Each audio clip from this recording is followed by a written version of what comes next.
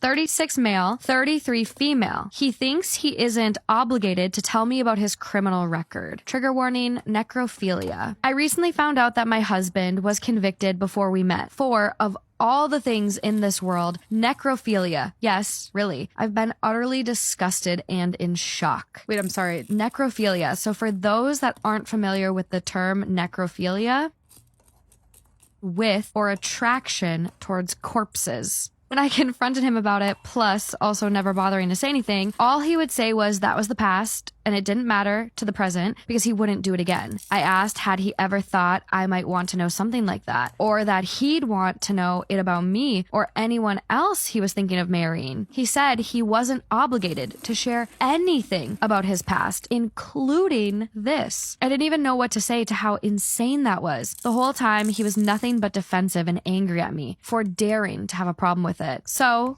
tell me, am I controlling and entitled and everything else he accused me of? Of course you have the right to know about any serious, perverted criminal history your partner has and owe your partner the same honesty. That's common sense and basic trust, is it not? I can't believe this was even an argument I needed to have. Basically, I almost feel like I was tricked into this relationship and marriage because I never got the chance to let it be the deal breaker it would have been. Yeah. If that makes sense, and I'm certain he knew it would have been, and that's exactly why he hid it. So what the fuck now? I'm married and 8 months pregnant. I'm fucked. I either blow up my life with the man I fell in love with, or I find a way to work through this somehow. What should I do? How do I get him to realize he should have been upfront early on about something everyone knows would be a deal breaker for most people? There is an edit from OP, July 29. I couldn't sleep in the same bed with him. I went to a hotel and still couldn't sleep. I just lay awake crying and thinking all night. I'm going to divorce him because I know I'll never forget this, nor should I. Yeah. What the fuck is wrong with him and who did I even marry? Today, I'm going to find a lawyer and find someone I can stay with. I can't reply to so many comments, but we'll try to read at least responses to mine. Thank you more than I can say to everyone who took the time to try and help. I will do everything in my power to make sure my baby is safe from him. In the comments, she mentions he worked at a hospital with access to a morgue. It was done to a 60-year-old man. Commenters pointed out that for anything minor and maybe forgivable,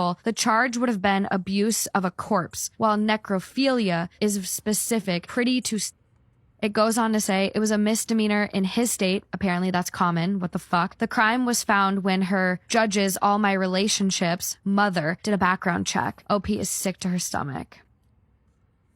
Here's how I lost my job at my Christmas party last year. Story time. So my profession is an accountant. Okay, so we all know what accountants are typically like. That was my workplace. So I actually became an accountant literally as soon as I left school. Went straight into an apprenticeship and I have just worked my way up in the corporate world. And obviously working your way up as a woman is hard enough in general, you know? Especially in the corporate world, especially in accounting and financing, IT, anything like that. You best believe in them board meetings, I'm the only girl. There's no other girl. It's 50-year-old men surrounded by me. And I'm just there in my little Starbucks cup, Stanley cup. And the setup of this company was always just a bit weird to me. Not weird, but weird. So from the outside in, it didn't look too strange. CEO was a joint CEO. It was a husband and a wife. And the wife did a lot of the HR people part, whereas the husband he just worked with us managers and he did a lot of the meetings, he did a lot of the numbers. Anyway, we have always had good Christmas parties. The CEO just always, I'm gonna call him, love to give him a name, let's call him Mark, and then let's call his wife Michelle. So Mark and Michelle would always put on such good Christmas parties. Everyone loved them. It wasn't too big,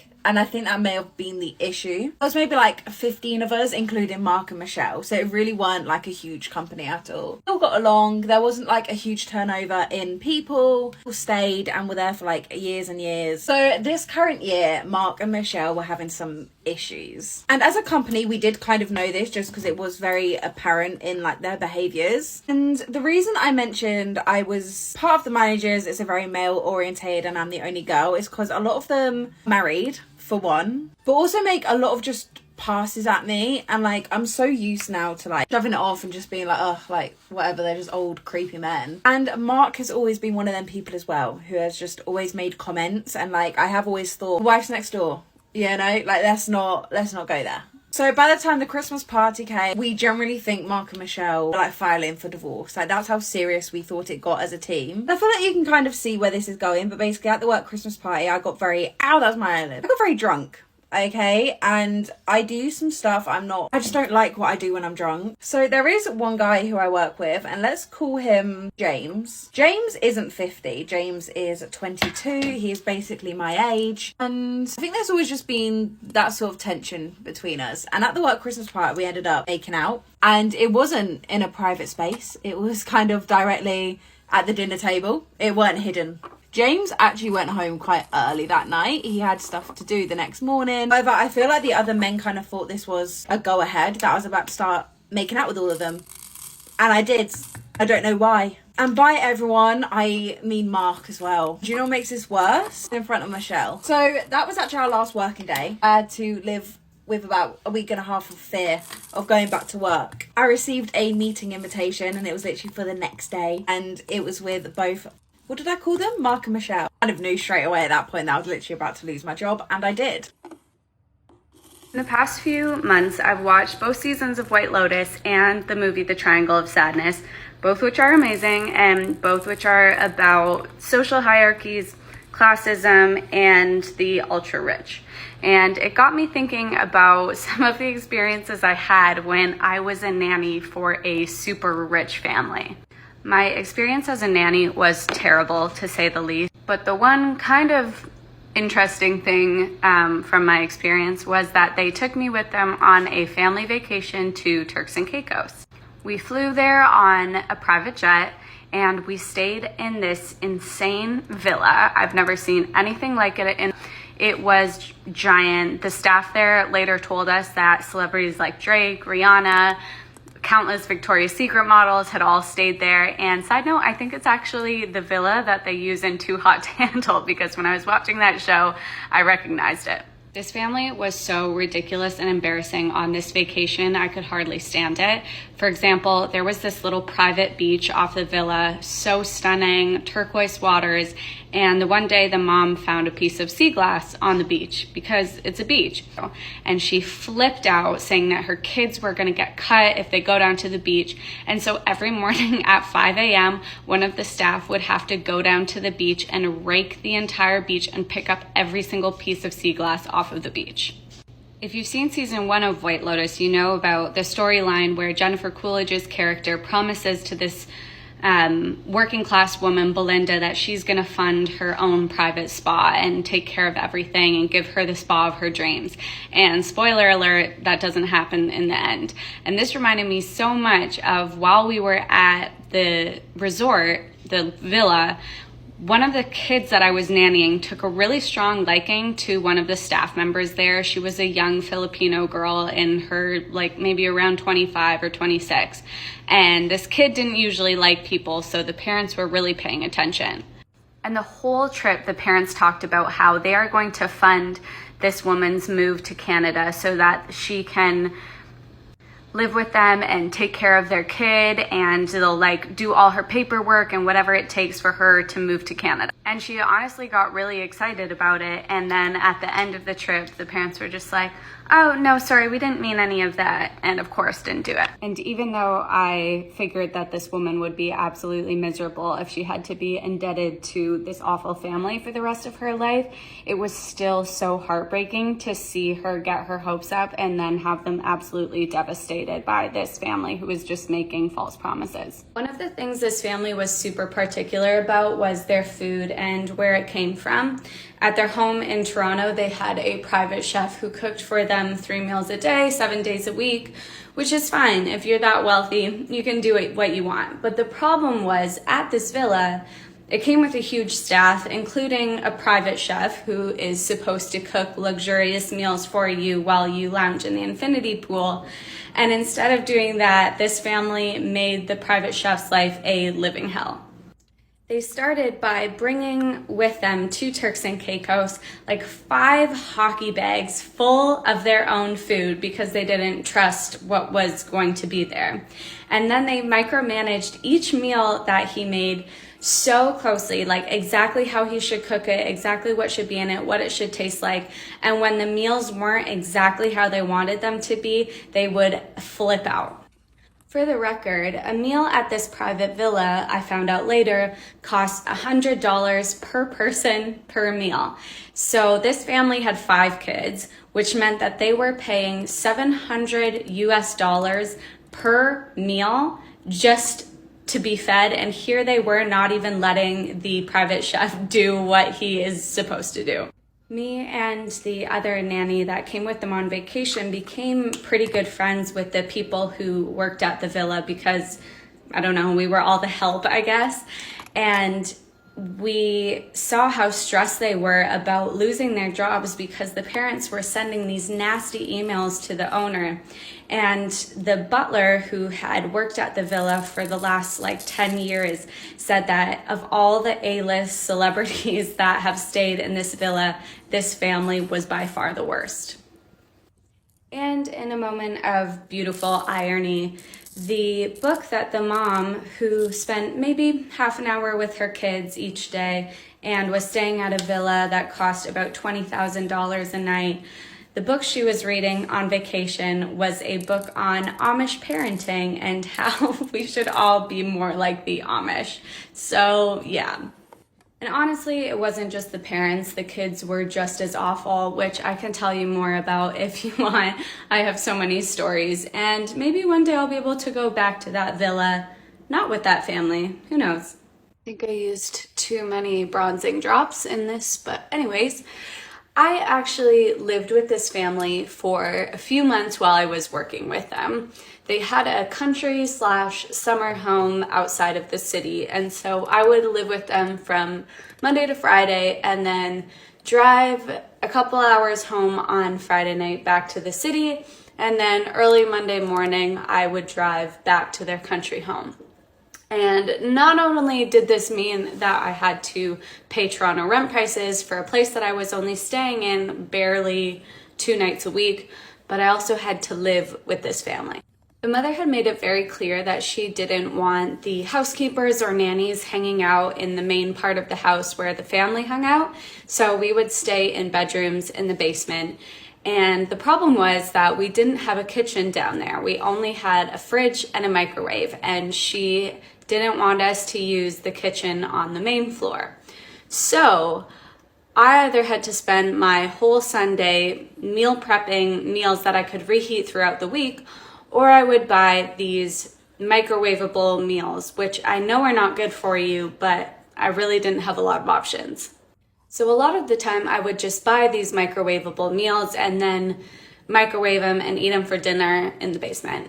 And the one day, I guess the mom came down and started looking through our fridge, and she found these microwavable meals and had the audacity to lecture me about how bad these meals are for me, how I shouldn't eat them, how they're so bad for my health, etc., etc. Living with this family also meant that there were no boundaries whatsoever. Even if I finished working at 7 p.m. at night, the kids could come running into my room wanting me to read them a bedtime story, and I would be expected to do that. And you're probably thinking, if this was so bad, why didn't I just quit? Because it definitely wasn't the money that I was sticking around for. I was getting paid barely over minimum wage.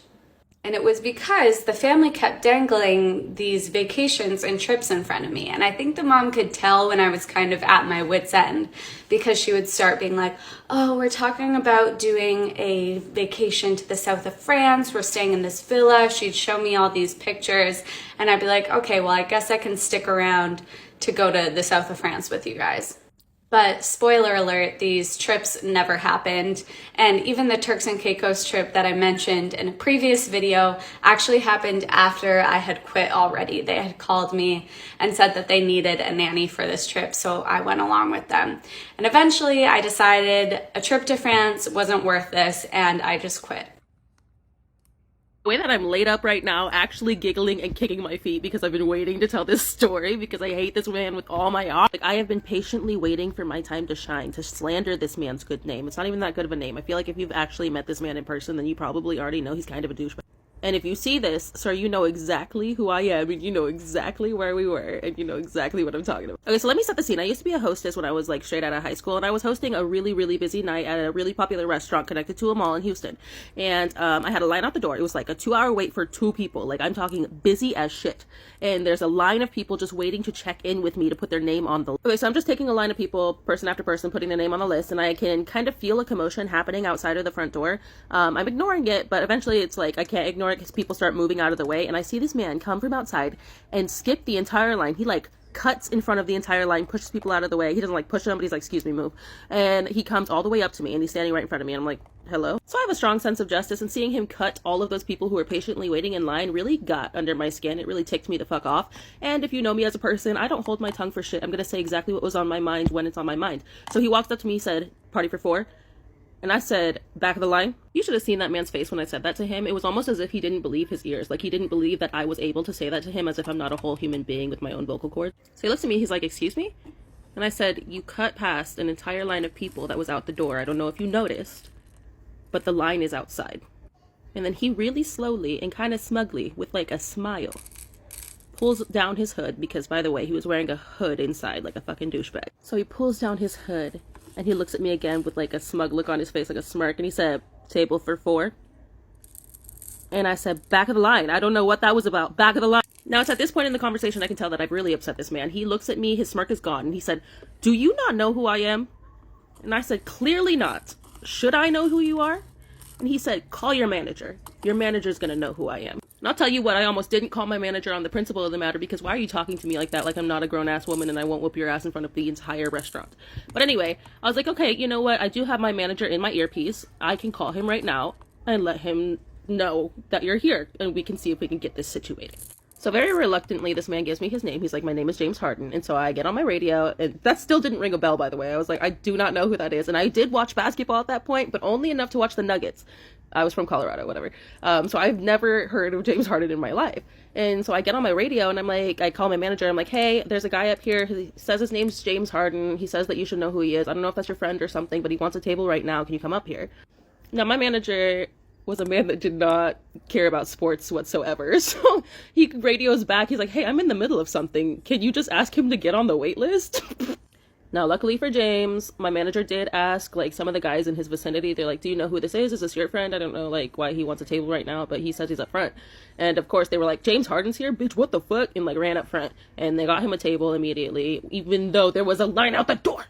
Anyway, ironically, I did become a really big Rockets fan after that. I have watched the Rockets play in, like, Indianapolis and Chicago and Detroit and Denver. For example, this is one of the times that I followed the Rockets out to Detroit. This is me on TV for the Rockets versus the Pistons game. Rockets won. Yeah, something about that man's energy just didn't sit right with me. It pissed me the fuck off. And I've been an avid James Harden hater every day since, even though I was cheering him on at all those games. I just got scammed by someone who I thought was hitting on me at the gym. I'm working out. I always mind my business when I work out, but I see this guy looking over at me, and I don't give him that much attention because he was really hot, but maybe he was looking past me. And imagine if I waved and it wasn't for me. The fear of rejection terrifies me. And he starts coming over, like, is this my Wattpad moment? Am I about to find love among the treadmills? He's like, you know, the straight guy nod where it's just like, he's like, I haven't seen you at this location before. I'm like, yeah. That's literally all I said, because I didn't know what else to say. This was an attractive man. This was a tall man coming over to me. I still don't know what the vibes are. So then we start doing gym small talk. He's like, what are you working? I'm like, my back. Then he's like, you should let me know the next time you come here. At this point, I know the vibes are flirty. So I'm like, okay, do you have like an Instagram or something? And he says no social media, first red flag. So I've gone on a few dates with a guy who has no social media, and he was wonderful. So maybe I'm prejudging here. Keep in mind, he's interrupted me during my pull-up set. Then he just asks to give me his number. I'm like, I guess that's our only option if he doesn't have any social media. So he's like, let me see your phone. His voice wasn't that low. I don't know why I keep lowering his voice. He's like, let me just put it in your phone. And this man was charming. So like, I felt safe. I felt home. So I hand him my phone, and then he's like, why don't you finish up your set? I'm thinking like, oh, he wants to like watch me do my pull-ups. This is like a flirty moment. So now I'm doing my pull-ups, and I get to 12, which is how many I was doing, and he's like, keep going. Granted, he's still typing away on my phone, which I'm now realizing he was still typing on my phone. So then he hands me back my phone. It's locked. He's like, I texted myself. I'll see you next time. I guess from there he leaves because then I don't see him. He hands it back. He presumably, I think he's like walking back over to the machine he's using, but I guess he just left. Because as I'm finishing up, I go to my texts, right? To like text him, like, nice to meet you. There's no text. There's no text there. And now I'm like, what the fuck did this man do on my phone? And I'm going through my emails. He Venmo'd himself $20 and just said, Merry Christmas. I'm never talking to anyone again. This is the story of how I met my husband. And we need to go way back because we've been together for almost 13 years now. Way back in 5th grade, I had a 5th grade bestie, Ellen Park. She got into a fight with someone at church, and so she wanted to bring me so that she would have another person on her side. And that person she was beefing with at the time ends up being my sister-in-law, my husband's little sister, Sarah. Pretty soon after I ended up going to that church, they made up and we all ended up being really close friends. We used to always go to each other's houses, hang out all the time. And at this point, I was Sarah's friend and not Paul's friend at all. Like, I knew she had a brother. He also went to that church, but we never really talked to each other. I used to go to Sarah's house all the time and her mom would always cook for me. And little did I know, like 10 years later, she would end up being my mother-in-law. 2 to 3 years passed by and I'm still not really friends with Paul. He is 2 years older than I am, so we never were in the same age group. We were never in the same friend group. We also never went to the same schools. Growing up, he was just church oppa, Sarah's brother to me. And I guess this is when he first attempted to hit on me. He had gotten my number from Sarah, I believe, and he tried to slide into my text messages by asking about different like church activities. And I guess he tried to continue the conversation, but I kind of just shut him down and was not responding to him on text. I truly did not know he was trying to hit on me because I feel like I would have responded if I knew, because I always thought he was kind of cute. But anyways, from his perspective, I had totally ghosted him and rejected him, so he moved on and he ended up dating like other girls in high school. A couple months go by and he decided to try to hit on me again, and we ended up just texting each other 24/7 all the time for a couple months. Obviously very, very scandalous at the time. We were dating within the church. He was my friend's older brother. We went to different schools. He was 2 years older than me. I remember the day he asked me out, he had made little rings from his middle shop class in high school, and he texted me at church to meet at our secret spot, which was like this staircase that no one really went to. We didn't want anyone to know that we were talking to each other, so I would like sneak away. We would meet there, we would chat, and he gave me the ring and asked me out. To be honest, I think we thought that we were being really secretive, but it was probably really obvious because people at church started to figure it out. We went on like this winter church ski trip and we thought we were being so secretive. We would sit next to each other in the bus and like pretend to sleep and like cross our arms and hold each other's hands like this. So gross. Fast forward 11 years, we finally got married and we've been married for a year and a half since. When people are rushing, I always wonder, like, why would you do a get ready with me while you're rushing? But I think it makes me go faster. I think it keeps the excitement up, and I'm like, I have to go. It is exactly 6 o'clock, so let's see what time I finish. So much of my time was wasted today because I had to go to the freaking pharmacy for Sophie because she got her wisdom teeth removed.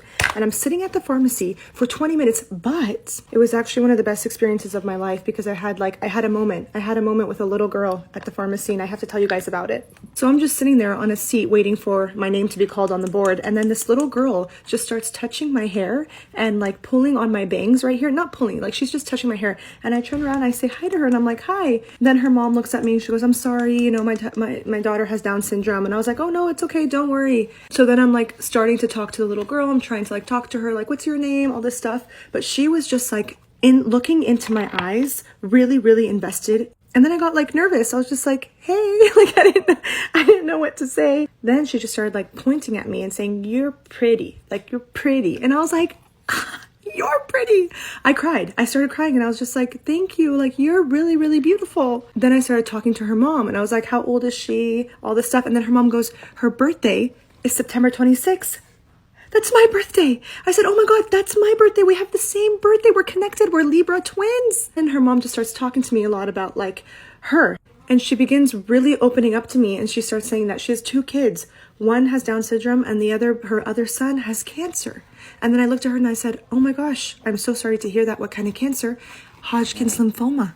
Her son has Hodgkin's lymphoma, which is a cancer I had. Most of my shock was coming from the fact that this is a mother with 2 kids, 1 Down syndrome, 1 cancer, and she's dealing with that by herself. And I was just like, you are a superwoman. It really put things in perspective for me and like made me realize like there are people out there who are going through the hardest things that they can imagine. And it's like, you have to sit and just say, thank you, God. I'm so grateful. But it just proves to me that like there's more than this reality that we're living in. There has to be more. I honestly felt for her. I felt for her so much. I gave her my number and I said, I am here for you. If you need anything, I'm here to help you.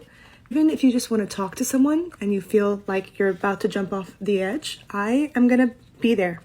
Because sometimes that's what you need to hear. Even if it's from a stranger. You just need to know that you're not alone. Am I the astronaut for refusing to make lasagna for Christmas after what my mother-in-law did last year? I, 30 female, have been together with my husband, Michael, 31 male, for 7 years. Married for 3 and dating for 4. My mother-in-law, 58 female, has always hosted Christmas ever since I've known him. I've always made lasagna for Christmas and other special occasions. I'm essentially the family lasagna maker, and I honestly don't really mind since I love to cook and bake. However, last year my mother-in-law decided to make lasagna based off what she saw me doing when she was at my house and a recipe she got off the internet. I was surprised that she prepared a pan of her own, but didn't say anything and even got a small piece. It did not taste good. It was barely touched, whilst mine had almost half gone near the end of the dinner. That infuriated my mother-in-law, and she wound up doing a rant about how everyone loves me more than her and tried to throw my lasagna in the trash. Jesus. I say tried because it mainly ended up on the floor. Michael and I quickly left after that, and my mother-in-law has not apologized for it since. Yesterday, she called me to confirm what I was making for Christmas this year, and on her list of things I should make was lasagna. I politely said I wasn't going to make lasagna due to last year's incident, and I'd be happy to make anything else. My mother-in-law wasn't as polite and called me vindictive for refusing to make the lasagna over a small mistake. Just refused, and it made my mother-in-law angrier, so she told me that unless I show up with lasagna in hand, she wouldn't let me be at the Christmas celebration. My husband says it's easier to just make lasagna and keep the peace. I shouldn't hold my mother-in-law's mistake that she made out of anger against her. Word got to my sister-in-law and brother-in-law from my mother-in-law, and they're saying I should also make it, even if it's just half of what I would usually make. Today I'm going to tell you guys about the times I got in trouble after I gave birth at 13. Okay, so these all take place when I'm postpartum, but I was just minding my business in my room, and I got changed in the middle of my room because I was in there with just me and my man. So there's no reason I can't just get changed in the middle. And then I went in the bathroom to use the bathroom and put my clothes on in there, and I left the hospital gown I was wearing. I just left it on the floor when I went in the bathroom. And then when I put my clothes on in the bathroom, I came out of the bathroom, and a nurse came in, and she was like, no, we do not leave our stuff on the floor.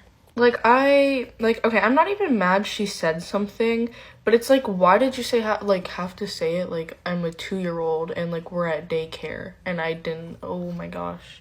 The second time I got in trouble was for what I was wearing, which is so crazy.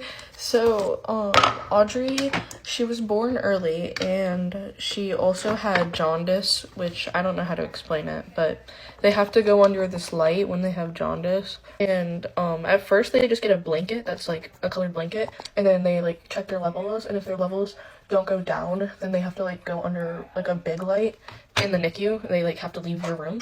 So she had to go under the big light in the NICU, but I was still in my hospital room. And in the NICU, it's a mix.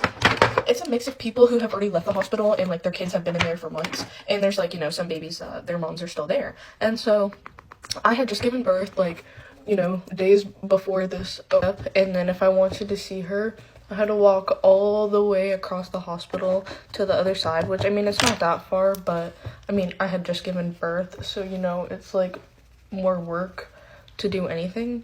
So and I was also pumping, and I had to like bring the milk over there, so I had to make multiple trips a day. This one day I was wearing my boyfriend's shirt, and I'm 5'3" and he is 6 foot. The shirt was an extra large, and I wear usually a medium, like in women's, and he's an extra large in men's. Or he was, he's not anymore. But yeah, so I wore his shirt, and they're not long, but nothing was hanging out. Like everything was covered. But I went to check in at the NICU desk, and I don't remember like what she said, like word for word. I think she told me to put more clothes on, or like I don't know. She just said I wasn't wearing enough, and like I literally like I went in there